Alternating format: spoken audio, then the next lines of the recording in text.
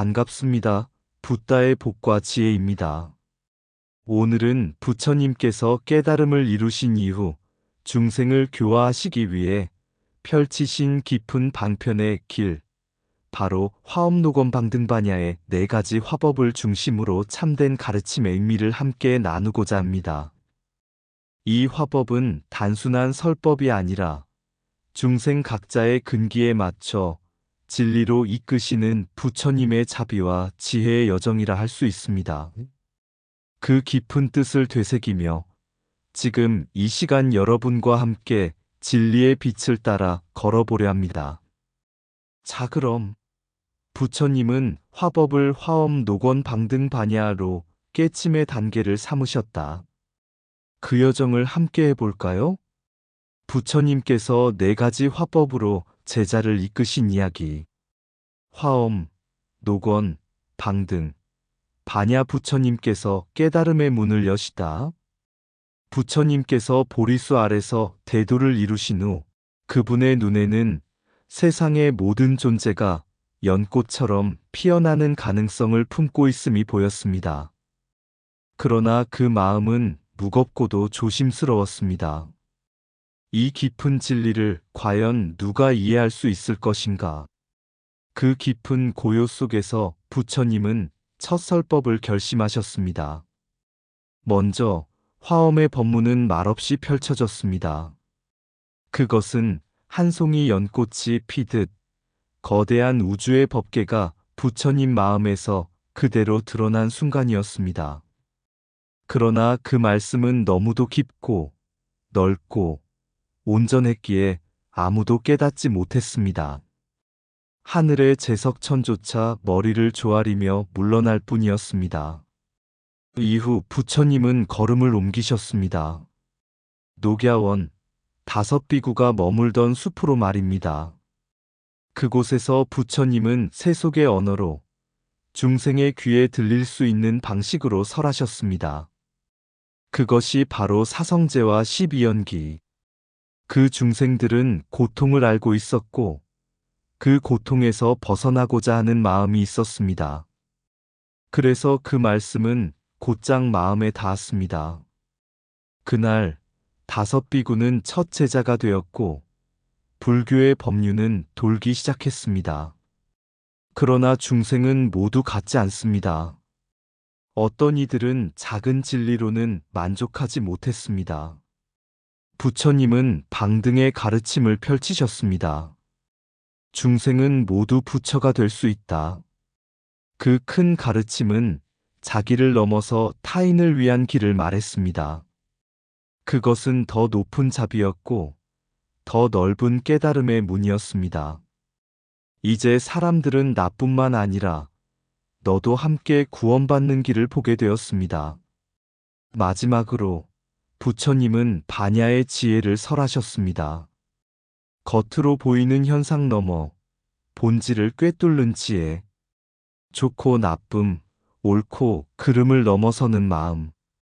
그것은 이미 둘이 아님을 깨닫는 길이었습니다. 색즉 시공, 공즉 시색. 세상의 모든 분별을 초월한 자리에 서는 것이었습니다.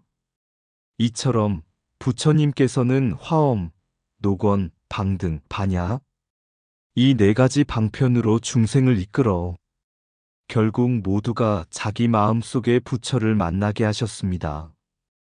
이 일화는 단지 옛날 이야기가 아니라 지금 이 순간에도 우리 마음에서 되풀이되고 있는 깨달음의 여정을 비추는 거울입니다.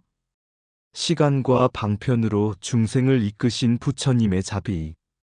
부처님께서 보리수 아래서 완전한 깨달음을 이루셨을 때 그 지혜는 밤하늘의 별처럼 무수했고 그 자비는 깊은 바다처럼 한이 없었습니다. 하지만 그 순간 부처님의 마음엔 한 가지 망설임이 있었습니다. 이 진리를 과연 누가 받아들일 수 있을까? 세속의 눈으로는 보이지 않고 분별의 언어로는 설명할 수 없는 깨달음이었기 때문입니다.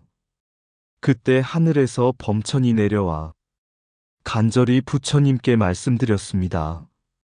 세존이시여, 이 세상에 눈먼 자만 있는 것은 아닙니다. 먼지를 덮고 있지만 밝은 눈을 가진 중생도 있습니다. 제발 그들을 위하여 입을 여소서. 법의 문을 열어주시옵소서. 부처님은 그 말을 듣고 결심하셨습니다. 모든 중생이 부처가 될 수 있다면 그들에게 맞는 문을 찾아 열어주자.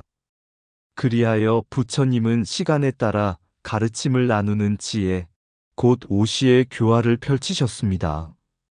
제1시 화엄시대 깨달음 직후 부처님은 중생의 본래 자리를 설하셨습니다. 모든 존재는 본래 부처다. 이 말은 거대한 진리의 정수였지만 아직 듣는 이들이 준비되어 있지 않았습니다. 그 말씀은 하늘과 땅 사이의 울림으로 남았을 뿐 이해하는 이는 아무도 없었습니다. 제2시 아함시 부처님은 스스로 낮추어 녹야원에서 5비구를 만나셨습니다. 그들에게는 중생의 고통과 번뇌가 있었고 부처님은 그 마음에 맞춰 사성제와 12연기를 설하셨습니다. 고통의 원인을 알고 그 끝을 알고 그 끝에 이르는 길을 보여주셨습니다. 이것이 교화의 첫문, 중생을 위한 진정한 시작이었습니다. 제3시 방등시 시간이 지나 더 많은 이들이 법에 귀의하자 부처님은 다시 문을 넓히셨습니다. 작은 깨달음에 머물지 말고 큰 자비를 지녀라. 방등의 가르침은 모든 존재가 함께 구원받는 길이었고 타인을 위한 깨달음, 보살의 길이 열렸습니다. 제4시 반야시 그 후 부처님은 지혜에 대해 설하셨습니다. 겉으로 보이는 모든 것은 실상이 아니다. 색은 공이며 공은 곧 색이다. 이것은 사물의 본질을 꿰뚫는 반야의 지혜, 분별을 뛰어넘는 초월의 눈이었습니다.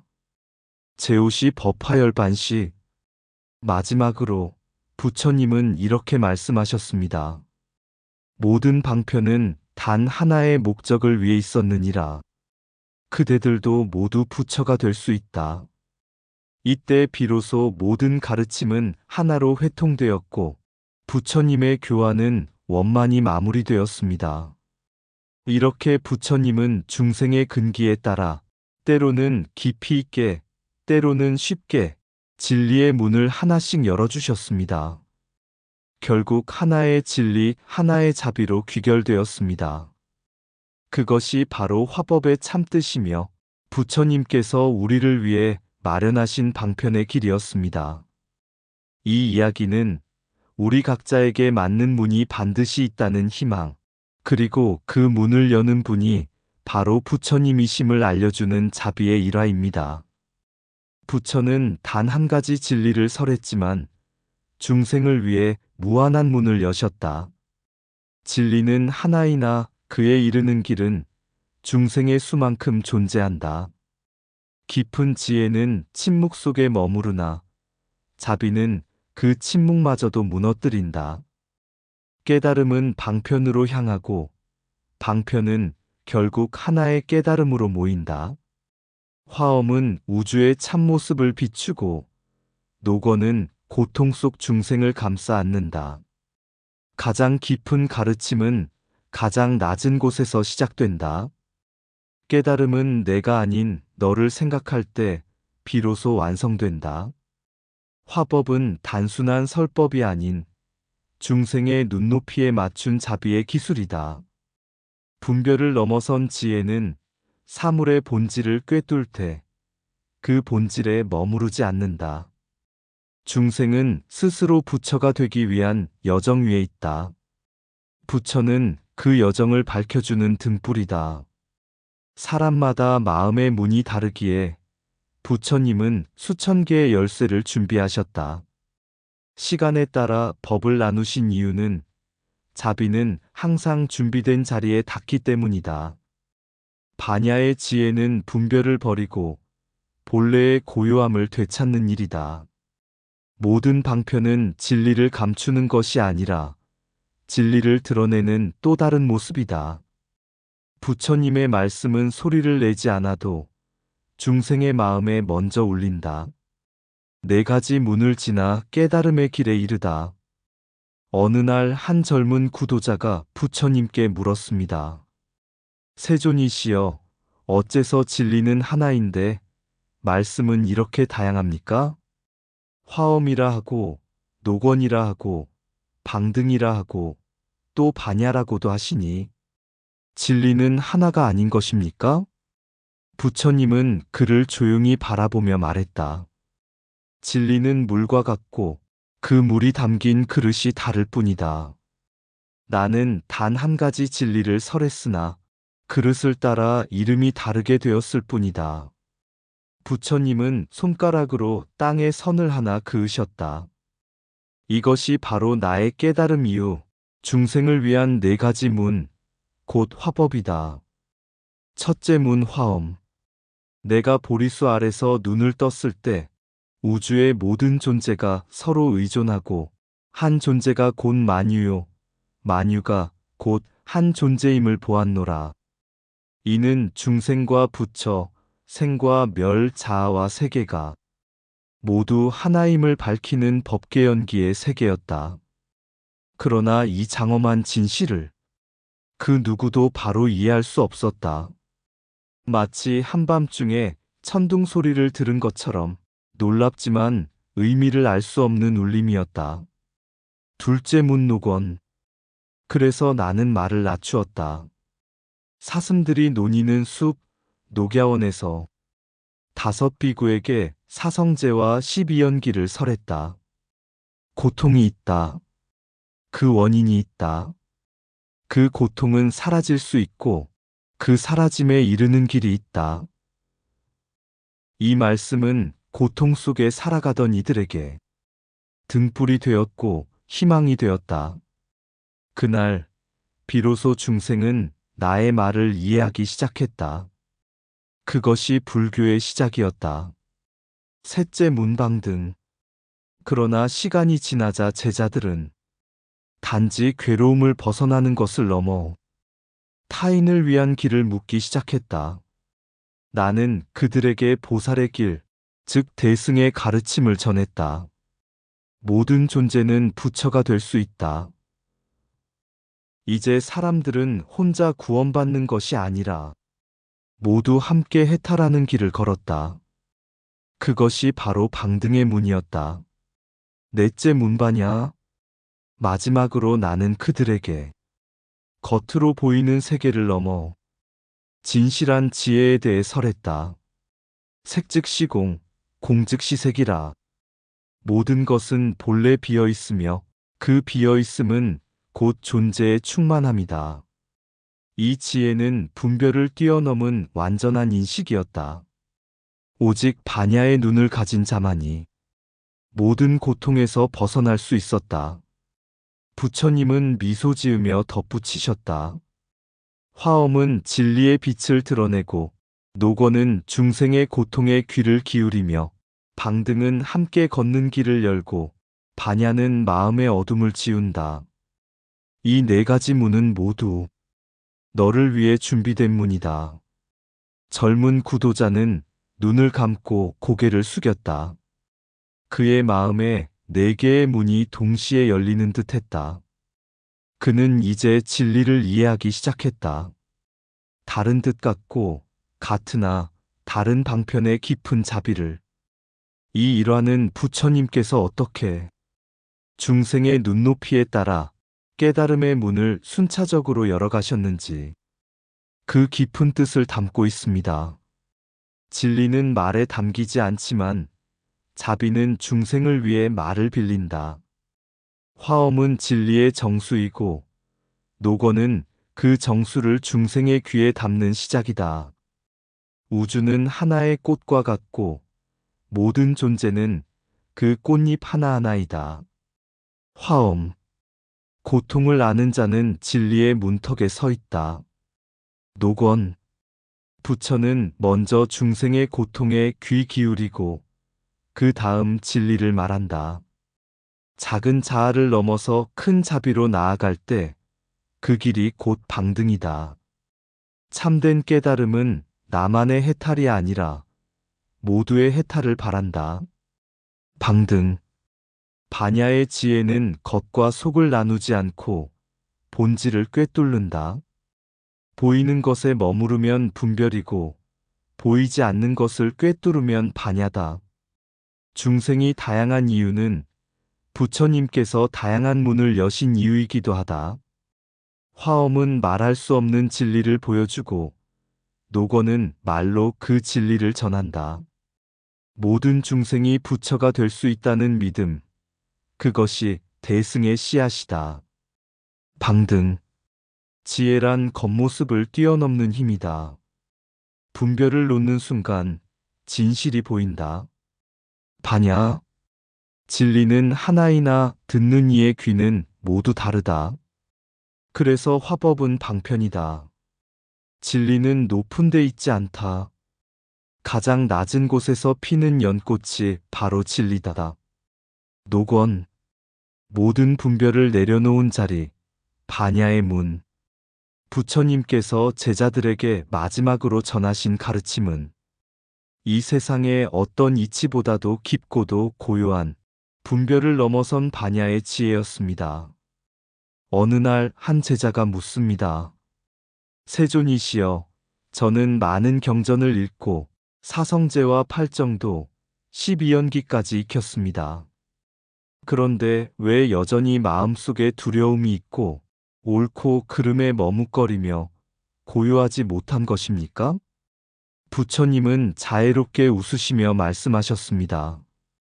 그대는 열심히 배웠지만 아직도 분별의 눈으로 세상을 보고 있구나. 이것은 옳다, 저것은 그르다. 이것은 나에게 이롭고 저것은 해롭다. 이것은 좋고 저것은 나쁘다. 이러한 분별은 모두 비스니아나 분별지의 작용일 뿐이다. 제자는 놀라며 되물었습니다. 그렇다면 무엇으로 세상을 바라보아야 합니까? 부처님은 조용히 연꽃 한 송이를 들고 그대에게 보여주며 말씀하셨습니다. 이 꽃은 붉다 하지 말고 예쁘다 하지 말며 향기롭다 하지도 말아라. 그저 바라보거라. 있는 그대로 판단 없이. 그 순간 제자의 마음이 멈췄습니다.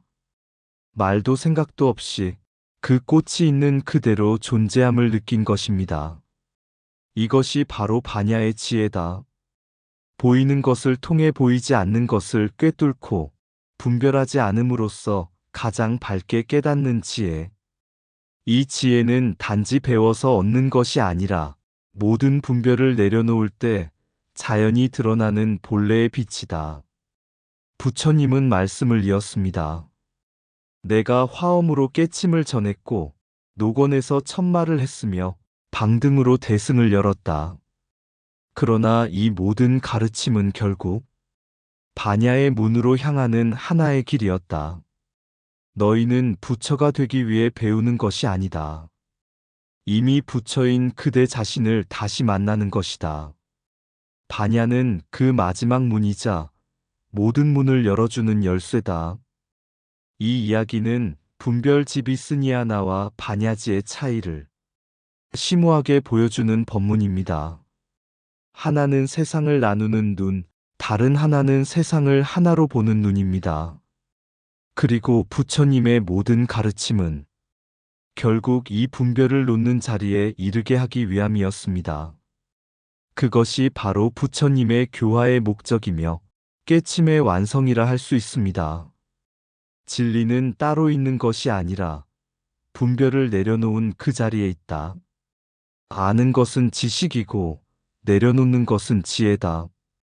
비스니아나는 나와 너를 나누지만 반야는 모든 존재를 하나로 본다. 반야는 보지 않고 꿰뚫고 말하지 않고 전하며 분별하지 않고 이해한다. 분별의 눈은 끊임없이 비교하지만 반야의 눈은 모든 것을 포용한다. 이 꽃이 아름답다고 말하지 마라. 있는 그대로 바라볼 때 진실이 드러난다. 반야의 지혜는 공을 깨닫는 것이 아니라 공 속에 머무는 것이다. 부처님께서 많은 말을 하신 이유는 결국 말을 넘어서게 하기 위함이었다. 반야는 모든 방편의 종착지이며 모든 진리의 문을 여는 열쇠다. 분별은 마음을 흐리게 하고 무분별은 마음을 비춘다. 세상 모든 경전은 결국 침묵 속에서 반야의 문을 향해 나아간다. 깨달음은 이것이 옳다고 말하는 순간 멀어지고 있는 그대로 볼 때 가까워진다. 지혜로운 자는 판단하지 않고 이해하고 싸우지 않고 품는다. 반야는 사물의 겉을 뚫고 속을 본다. 속을 넘어서 본질로 이끈다. 부처님은 깨달음을 가르친 것이 아니라 이미 깨달아 있는 너를 일깨우셨다. 연꽃이 피는 자리에 이르다. 부처님께서 제자들과 마지막 법담을 나누시던 어느 날 말없이 연꽃 한 송이를 드셨습니다. 말도 없고 설명도 없이 그저 조용히 연꽃을 바라보셨습니다. 제자들은 어리둥절했지만 오직 마아가서 판 사람만이 미소를 지었습니다. 그 순간 부처님께서는 조용히 말씀하셨습니다. 나는 정법의 눈과 열반의 마음, 형상 없는 진리를 가섭에게 전하노라. 이 짧은 일화는 부처님의 모든 가르침이 결국 말이 아닌 지혜의 침묵으로 귀결된다는 것, 그리고 그 지혜는 분별을 넘어선 자리에서만 온전히 드러난다는 것을 보여줍니다. 화엄으로 우주의 질서를 설하고, 노건에서 고통의 원인을 밝히고, 방등으로 자비의 문을 열고, 반야로 참된 지혜를 전하신 부처님. 그 모든 여정은 결국 모든 중생 안에 깃든 불성을 일깨우기 위한 방편이었습니다. 깨달음은 멀리 있는 것이 아니며 지식 속에 있는 것도 아닙니다. 분별을 내려놓는 그 순간 지혜의 연꽃은 바로 내 마음 속에 피어난다는 것을 부처님은 우리에게 보여주신 것입니다. 이제 우리 각자도 화엄의 눈으로 세상을 바라보고 노건의 귀로 고통을 듣고 방등의 손으로 이웃을 돕고 반야의 마음으로 모든 것을 꿰뚫어야 할 시간입니다. 그것이 바로 부처님께서 우리에게 남기신 참된 교화의 완성입니다. 화엄에서 시작된 부처님의 말씀은 녹야원에서 첫 씨앗을 틔우고 방등으로 대승의 문을 열어 결국 반야의 지혜로 완성되었습니다. 이 네 단계의 화법은 곧 우리 마음속 미혹을 밝히는 등불이며 중생을 자비로 이끄는 다리입니다. 여러분 모두의 마음에 그 지혜의 빛이 머물기를 바라며 오늘의 이야기가 작은 법의 인연이 되었기를 소망합니다. 부처님은 화법을 화엄노건 방등반야로 깨침의 단계를 삼으셨다. 화엄은 우주 한 송이 꽃처럼 피어나 무한한 세계 한마음 속에 담기네. 부처님 깨침 처음의 방편은 모든 존재를 한 법계로 품으심이었네. 노건의 바람 따라 걸으신 길 사르나스 들녘에 설법의 소리 울리다다. 다섯 비구 그 작은 마음에 사성제와 12연기의 진리 싹이 트네. 방등은 대승의 문 넓은 배를 띄우네. 모든 중생 함께 저 언덕을 넘도록 작은 나를 버리고 큰 나로 살아가라. 자비의 강물이 저마다를 적시네. 반야는 지혜의 등불, 분별 너머의 눈, 겉과 속을 넘어 본질을 보는 힘, 참된 삶은 분별 아닌 공의 눈빛, 이 세상 모두를 하나로 꿰뚫는 통찰이네. 화엄에서 반야까지 그 길은 곧 자비의 길. 깨침의 사다리, 부처님이 놓으셨네. 그 길 따라 걷는 우리 마음 속에도 불성이 잠들지 않고 빛나고 있네. 이상 붓다의 복과 지혜였습니다. 오늘도 복지구족한 날 되세요. 구독과 좋아요는 붓다의 복과 지혜를 밝히는 큰 자비의 등불이 됩니다.